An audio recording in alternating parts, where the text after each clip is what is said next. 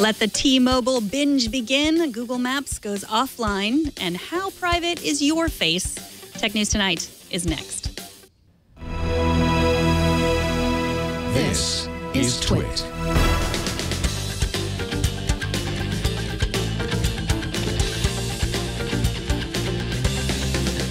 This is Tech News Tonight, episode 464 for Tuesday, November 10th, 2015.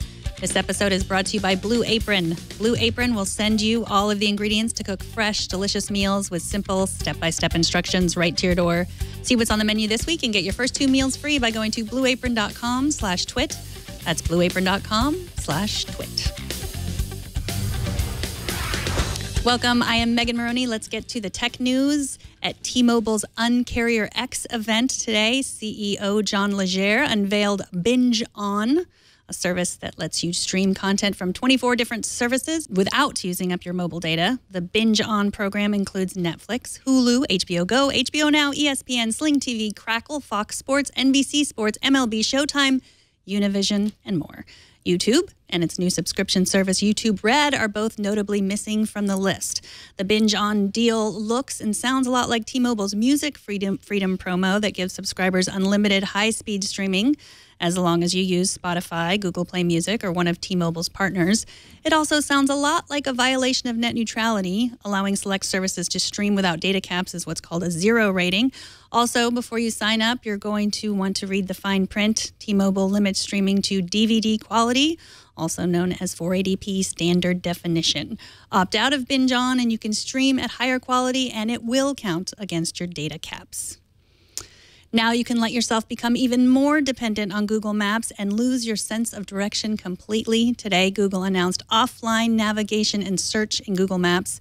So get lost with abandon, whether or not you think you'll have cell service. Just download an area of the world on your phone and Google Maps will continue to work wherever you are.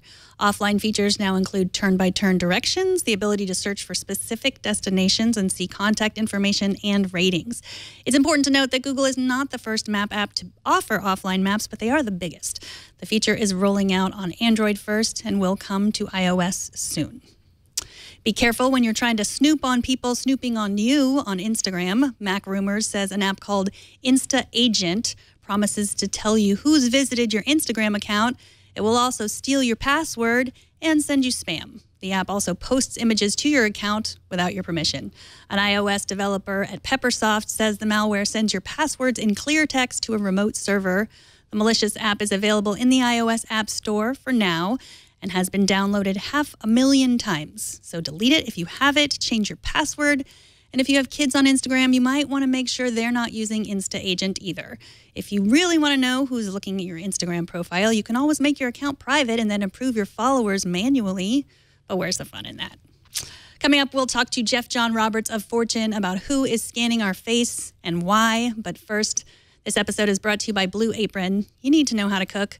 Not only will you feel like you know your way around the kitchen, but cooking at home means eating healthier and saving money instead of ordering expensive takeout again.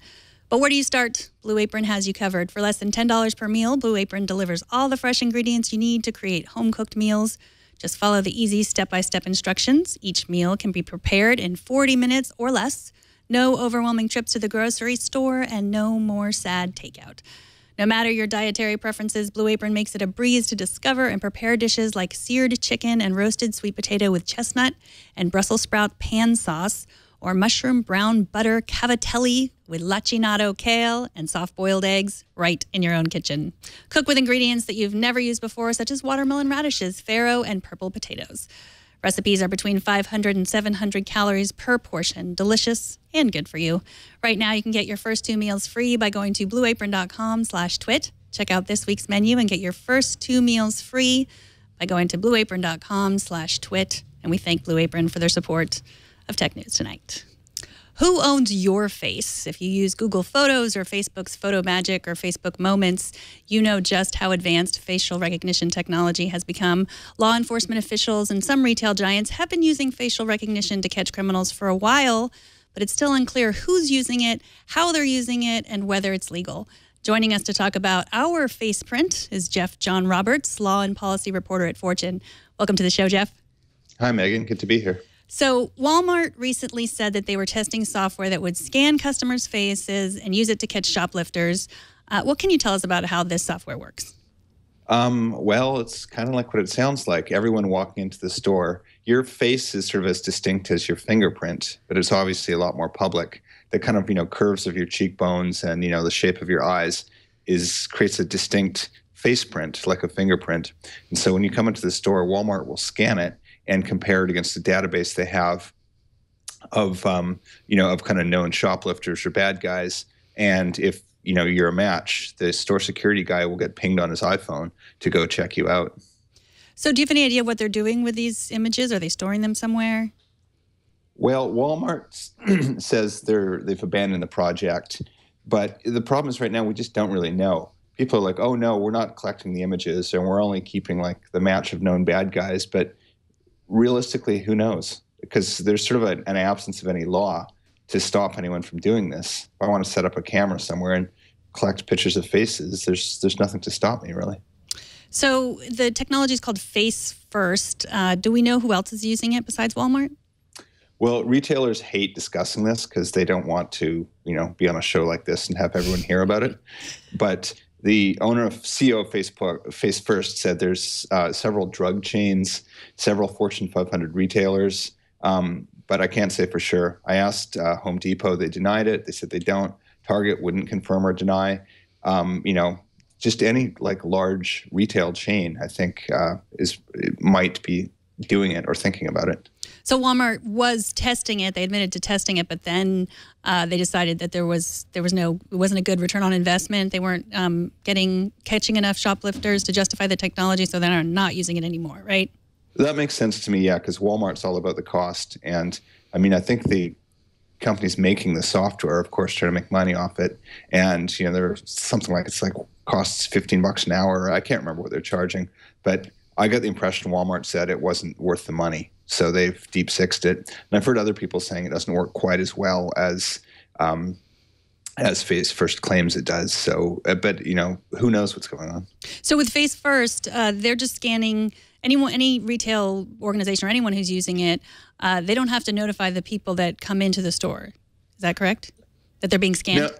No, exactly. And I mean, my 2 cents are, I think, sure, use this stuff, but there probably should be a notice it's happening. I mean, casinos have been using this for a long time. Border agencies, law enforcement use it. But I mean, I think if we're going to have like the drugstore use it, I think it's time to start telling us what's going on. So you said that it wasn't maybe working well, but I mean, if it did work well, you could see the advantage. I mean, I recently heard of an app. It was one that store owners use like in neighborhoods. It was sort of crowdsourced, like Waze. So a retailer all of the retailers on the block would download an app, and they would use it to describe the physical characteristics of shoplifters so they could warn other store owners to look out for them. And basically the reason I heard about it was because it turned into an app for racial profiling, essentially. It didn't work, as all kind of racial profiling for shoplifting or crime, it doesn't work. Is there a way that we can look at facial recognition and see it as an improvement in terms of just our basic unconscious or conscious bias? That's a good point. And when we create these, are we going to impart our existing biases into the technology we build? Because that often happens. So in theory, technology is neutral, but the way we program it's not. So that's an interesting point. I don't know. But the flip side of it, if you're a marketer, is it's sort of a marketer's dream. The next frontier of this for the marketers, if it goes well, is recognizing you as a customer. So if you go into sort of a fancy store, I don't know where you like to buy your shoes, you go to a fancy shoe store, and if you've opted in, they'll recognize you when you come in and be there to greet you with a mimosa or something like that and saying, oh, come in, valued customer. So, and there's some people who probably would sign up for that. Well, I mean, I do like that. And, I live in a small town. I like when the people where I shop recognize me. They do it without technology. So I don't know if I would feel the same way. So you're talking about the thing you wrote about in your article called face deals. Is that what you're referring to? Yeah, I mean, there's a company out there. I don't know if anyone's signing up for it, but it's basically, you sign up. So it's sort of like a rewards club, but you sign in with your face and you give them your face print. And participating retailers, when you walk in, will scan and recognize you and be there to give you 10% off or, a mimosa or who knows what they do. So but or a club or something. I can't see this catching on, but it's out there. So it's not facial recognition, not just used for negative ways, can be used for positive ways too, I guess. So have you used any of the technology like the Facebook Moments, which came out a couple months ago, look through your pictures and find people, like find the same people in your pictures and say, oh, maybe you want to email these people? I found it a little creepy, but some people don't even really pay attention. They're just like, oh, well, that's my face. I don't really care what they do with it. Have you used any of those Facebook Moments or Facebook, I think, Photo Magic? Well, I mean, that's how it goes. Every time we push the privacy, envelope a little further, the next year, it's like, who cares? I mean, having your phone know your location used to be, oh my God, now we take it for granted.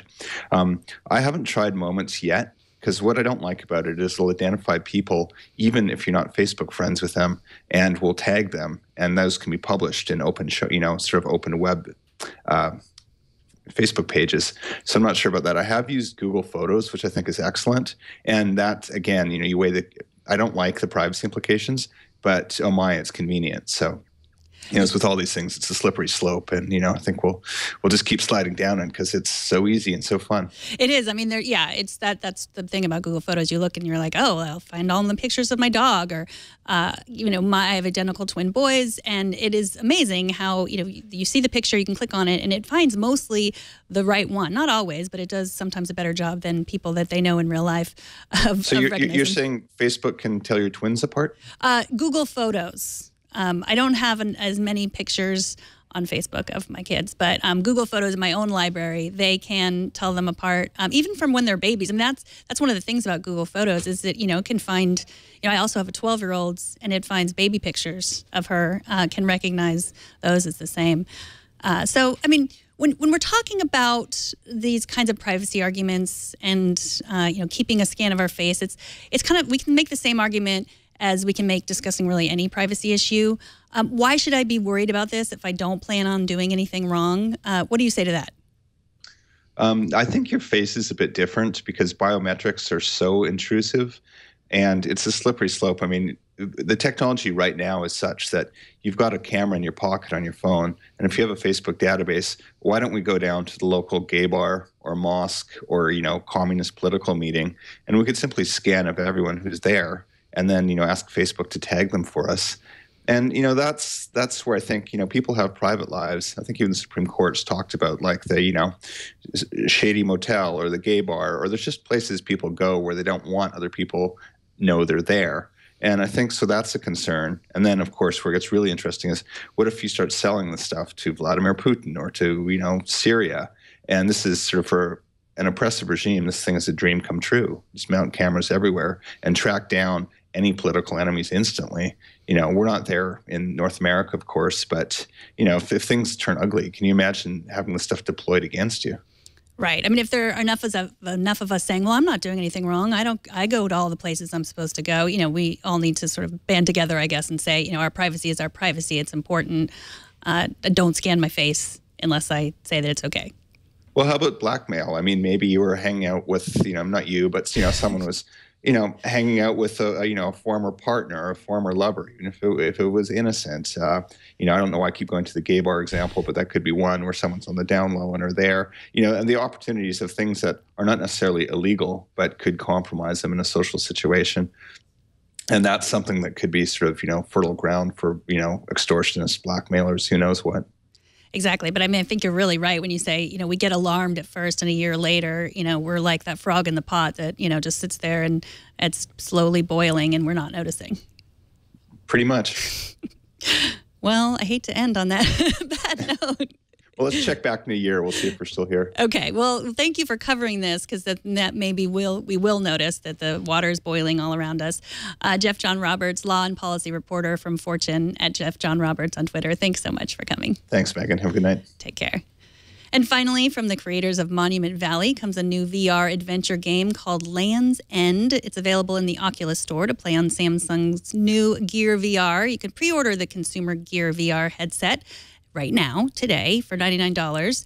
The release date is November 20th.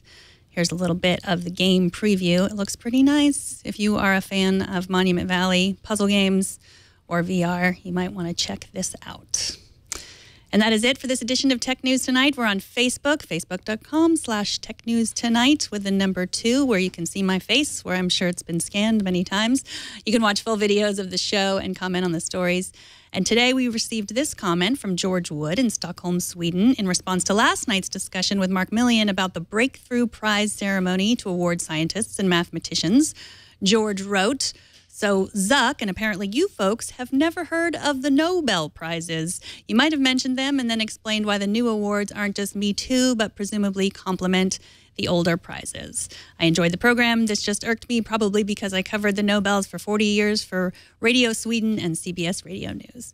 Thank you so much, George, for writing in. We are on YouTube, iTunes, TuneIn, Spotify, Stitcher, 3 new apps on the Apple TV. You can also subscribe to the show at twit.tv/TN2. You can write to us, as George did, at TN2@twit.tv and watch live every weekday at 4 p.m. Pacific. And if you want to hear your voice on the show, record a question or a comment in a voice memo on your phone and then just email it to me at megan@twit.tv. And don't miss our morning news program, Tech News Today, every weekday at 10 a.m. Pacific, 1 p.m. Eastern. I'm Megan Morrone. Thanks for watching. Bandwidth for Tech News Tonight is brought to you by CashFly.com.